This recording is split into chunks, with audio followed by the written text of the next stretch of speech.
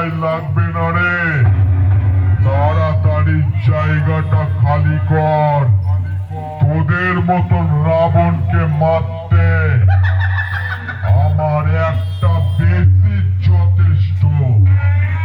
তাই বলছি তাড়াতাড়ি জায়গাটাকে খালি কর, তা না হলে সালা বিনা পাসপোর্টে জমের বাড়ি পাঠিয়ে দেবো।